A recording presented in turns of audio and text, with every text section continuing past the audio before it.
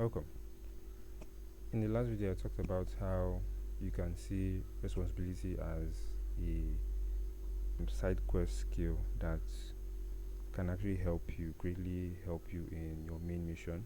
How, when you actually take up responsibility that you don't need to, it teaches you something. It can give you experience in that thing and make you better in whatever main mission you choose to have, or whatever thing that is actually something you want to pursue. So in this video, we're going to be talking about those two things that can hinder you from taking on responsibilities, and they are usually not your fault. But before I reveal these two things, let me tell you a quick story. So just after defending our final year project, we were reminded of an assignment given to us earlier that semester, and we had to use a tool called Google Earth Engine. And the problem was, no one in the class had used that software before. It was the first time hearing about such a tool. And so I did some research on the tool, found some tutorials online, played around with it a bit, and I discovered that it was a tool with a JavaScript API interface. So what that means was, you had to know how to write JavaScript codes to be able to give the tools commands. And this is what it looked like.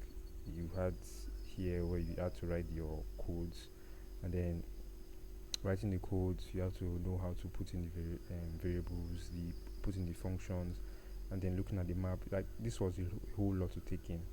And straight away I started to hear voices in my head telling me that you don't know how to code, so just leave it for someone else.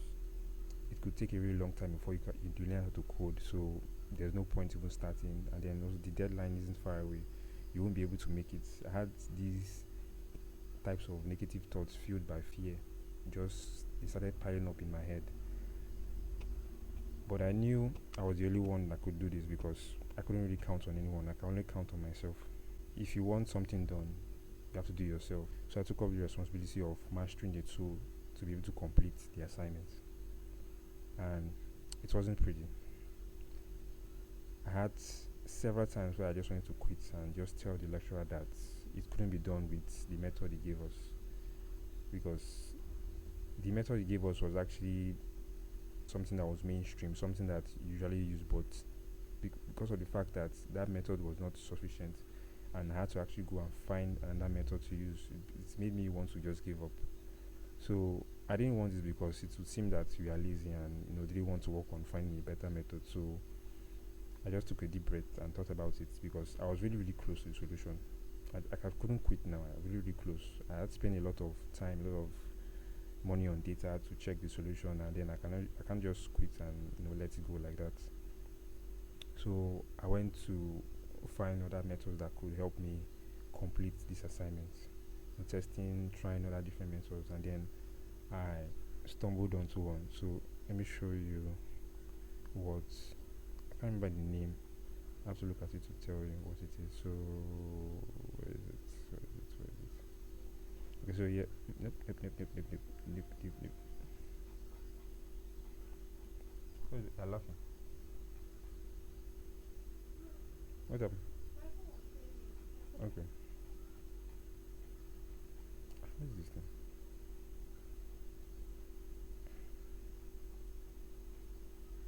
Okay, here it is. Okay, in our quest to find the right images for analysis, we first looked at Landsat dataset. So this is the method that our lecturer told us to use, Landsat dataset, which is commonly used. However, we discovered that it didn't cover the coastal area of Nigeria, so we went searching for another dataset that could help us. So the one we found was actually Moray Global Tidal Wetland Change dataset. So this was the dataset that actually was able to cover Nigeria's coastal region. All others didn't cover. This one was the only one that covered. I think some other ones too, but those ones didn't really provide the information we needed. So we found a dataset with images dating from 1999 to 2010. Even though it doesn't show how the coastal area changes over time, as we'd ideally like, but still it was quite useful for our study, helping us visualize and study the changes in areas we were interested in. So This was the data set I used instead of this Landsat. So Landsat is the one we normally use for either ArcGIS, any remote sensing. But since this Landsat didn't actually cover the areas we need to cover, we had to find another data set, and this was the data set I used. So in the end, we were able to cover the area. This is the raw imagery, and then processed it, and then we were able to see okay that there were actually some changes between 1999 and 2019. Just a bit of, you can see this area here. This one has been eaten up compared to when it was in 1999.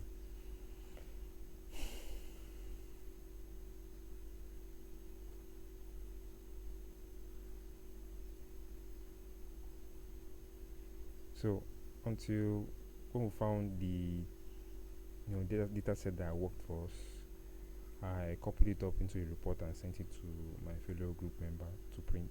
And then he was actually surprised that I was able to do it, because I told him that because it was going to be hard because we could not find use the Landsat. He's actually good with remote sensing, but his own area is more of QGIS and ArcGIS.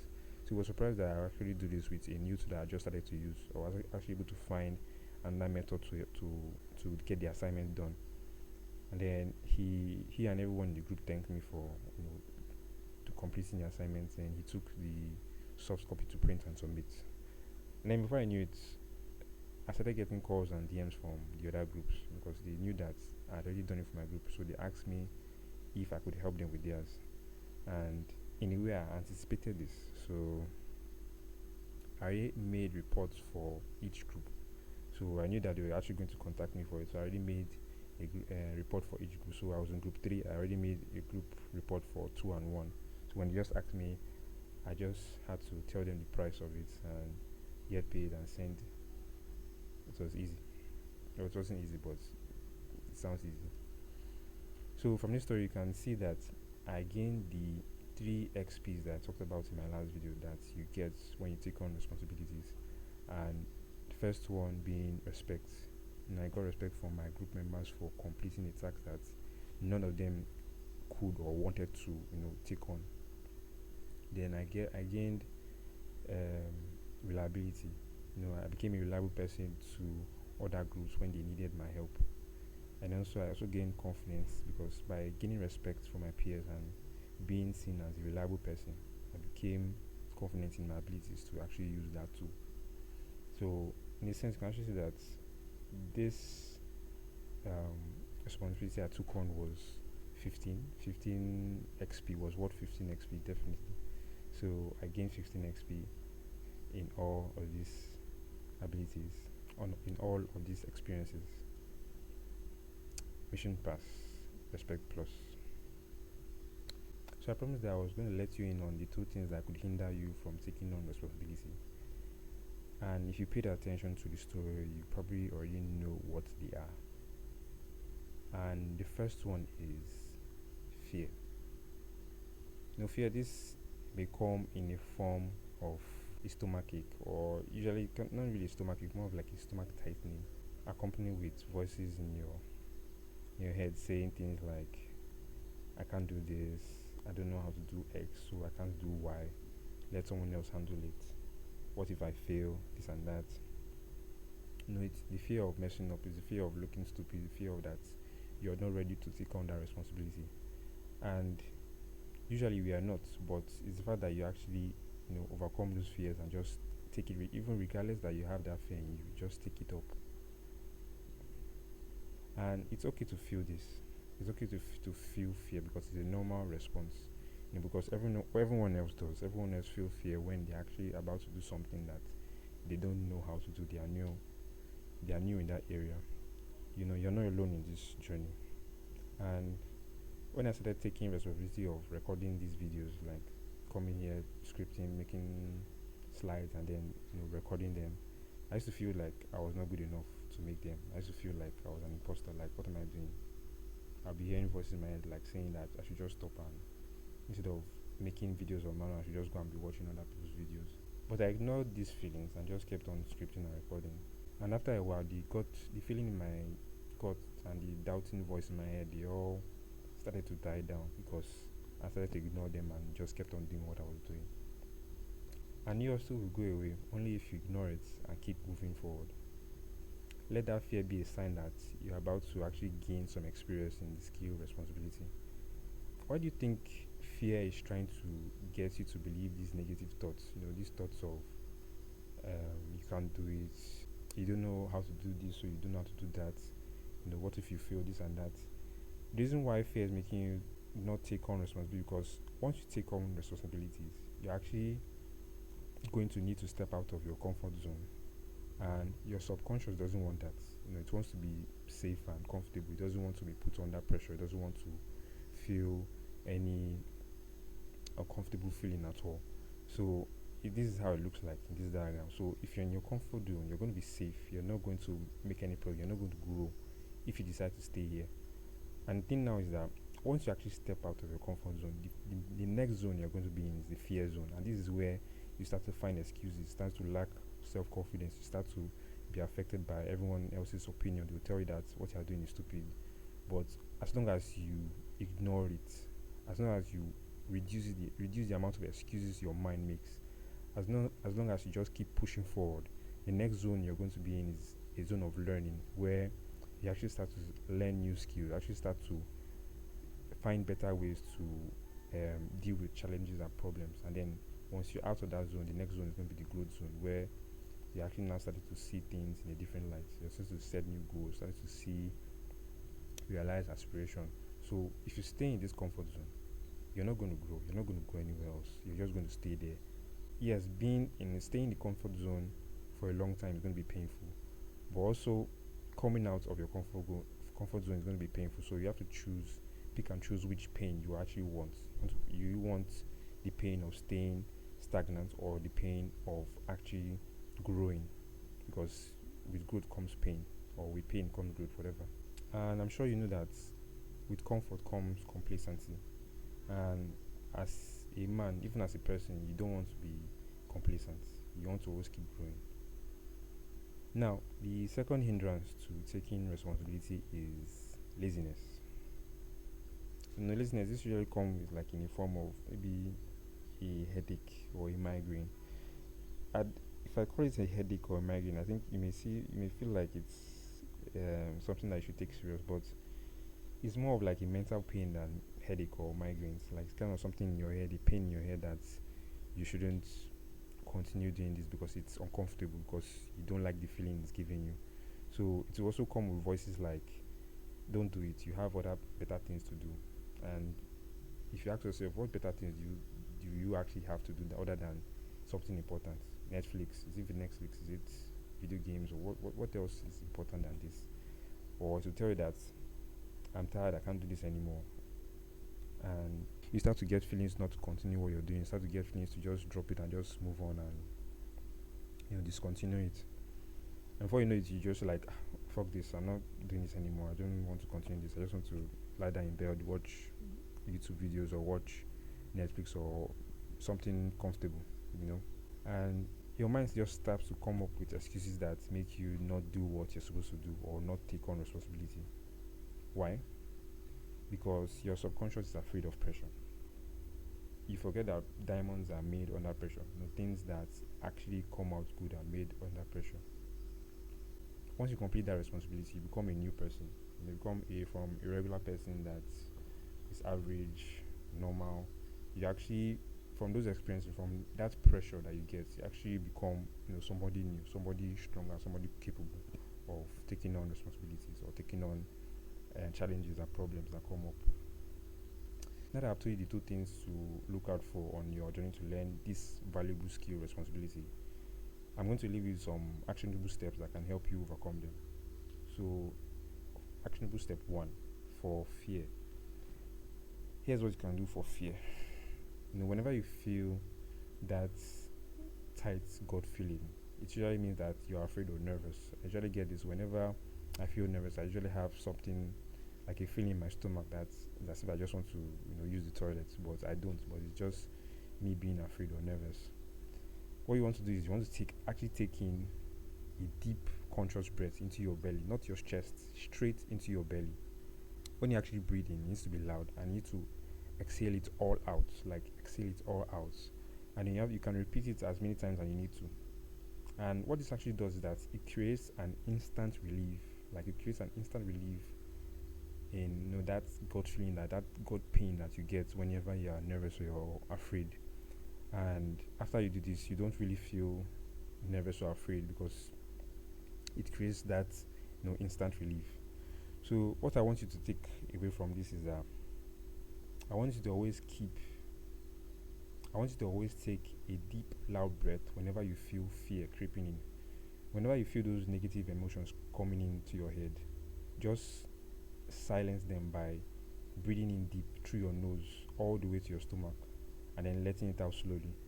And then it doesn't matter where you are, whether you are in presence of people or anywhere, or just take that deep breath in. And then continue to remind yourself to do this whenever you get negative emotions. Keep reminding yourself that these are negative emotions. They do not serve you. Emotions like this do not serve you. You don't keep emotions like this that don't serve you, that don't let you move forward. If you keep them, if you keep holding negative emotions like this, you won't progress in life. Do anything you choose to do, you won't make progress. So always keep remind yourself to do this actionable step. Breathe in deeply whenever you feel those negative emotions creeping in, and then before you know it, becomes second nature. Before you know it, whenever they just come in, you don't even allow them to enter your mind. You just breathe in deeply, and then they are gone. So actionable step 2 for laziness. Whenever you feel that mental pain to discontinue whatever you're doing, to just throw it all away. I know this is going to sound crazy and extreme, but don't give in. Keep on doing that task you're responsible for, because that mental pain you feel in your head, it feels like a sign that you've reached your limits. But I promise you, it's not. Like in the aspect of when I was actually doing that assignment, that I was using the tool Google Earth Engine, I felt this mental pain a lot. Like I felt this pain to just throw it away and to discontinue and give somebody else. But I always forced myself to find the next solution to the problem I was currently facing that was making me have that pain. So anytime I felt that pain, I knew that okay, I was really, really close to that solution. I have to find it at least before I maybe call it a day, or before I take a break. At least let me find that problem, find that solution to that problem. And usually once I find that solution, the pain usually just goes away, and then the next thing I have to do is just implement that solution, and then I probably hit on that problem again, and then the cycle continues. So you have to keep pushing through that problem. You have to keep pushing through that problem to get that solution. So just know that that mental pain is just your mind trying to trick you to stop. And if you decide to stop there, you're basically training your mind to cap that spot as your limit. So you're basically telling yourself that if you find a problem, you're just going to be giving up. You're just going to not want to find that solution. And in the future, it may be harder to get past this point. So what you can learn to do is to either maybe at least take a quick break when you start feeling that pain. Take a quick break. If you feel that it's going to be too much, at least take a quick break, and then come back to continue from where you stopped. Before you call it a day, at least find that solution first before you actually decide that you want to call it a day. And this will be way much better than just giving into the feeling of laziness. Just quitting when your mind tells you to quit, you just quit. It's way better than doing that. So what I want you to take away from this is that when you feel the pain, when you feel that mental pain, take a loud, deep, conscious breath into your belly, and then exhale it all out. Repeat this as many times as you need to, and then realize that whenever you get that mental pain, realize that it's laziness trying to make you stop where you are. It's laziness trying to make you not continue or make progress on what you're doing, and then just push forward a little more. Just because once you feel that resistance from laziness, push forward a little more. You respond to these things with work. Once you feel resistance, you respond with work. Before you know it, it starts to keep quiet. Before you know it, it starts to leave you alone. It doesn't bother you again with these negative thoughts. So you have to just always push through. When you realize yourself succumbing to this laziness, always push through a little bit more. So the last actionable step 3, this one is the most important. It applies to fears, and it applies to both fear and laziness. So if you do not even apply those two steps, the two first steps I told you to, at least apply this one, because this one is actually going to help you way more. So what you want to do is to sit down and list out what these limiting beliefs are. What are the negative thoughts that come into your head whenever you feel fear or laziness? So those things that try to discourage you from moving forward. So some examples I usually used to have was that I'm bad at YouTube. Some examples I used to have was that I'm bad at YouTube, that I cannot articulate myself properly, or that I have no value to give in my YouTube videos, or that YouTube is a stupid idea and a waste of time. These were the negative thoughts I was having when I started recording videos. So once you created this list of limiting beliefs, you want to perform something called the antonym exercise, where you're going to list out the opposite of these your limiting beliefs. So, and you're going to turn these beliefs into affirmations, where you're going to be reciting them to yourself whenever you feel your mind coming up with negative thoughts, limiting beliefs, and things that do not serve you. So, example, to the limiting beliefs I listed before, like I said, I was bad at YouTube. The opposite of that statement would be like, I'm an excellent YouTuber and I'm the number one Nigerian YouTuber on self-improvement. So this was one statement I made, and I always recite it to myself whenever I feel like I'm bad at YouTube. Second one was that I cannot articulate myself properly whenever I talk on camera. So the opposite of that would be that I can articulate myself properly whenever I'm on camera. The third one was that I have no value in my videos, like there's no value in what I'm doing right now. And then I come up with this third affirmation that I am a producer of value. I give a lot of value to the world.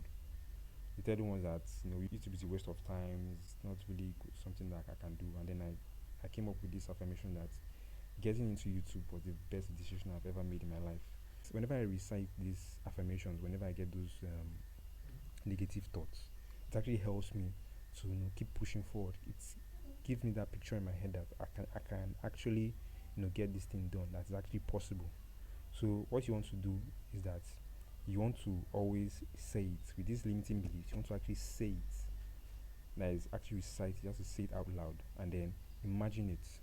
Imagine a picture in your head. Imagine a scenario in your head of you being in that situation, that positive situation that you put yourself in, that positive affirmation that you're reciting, and then actually now attach a positive emotion to it. Attach a positive feeling to it. So maybe if you want to be, for example, you want to actually be a YouTuber with a lot of followers, you can imagine yourself with, let's say, 1 million followers, and then actually start to imagine the positive emotion that you get if you actually had 1 million followers.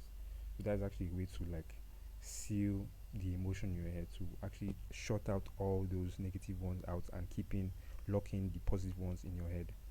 So I want to give credit to Charlie Morgan, because he was the one that actually gave me this idea for this actionable step 3, where you write down all your limiting beliefs and then you write the opposite of your limiting beliefs and recite them to yourself whenever you get negative emotions or negative thoughts.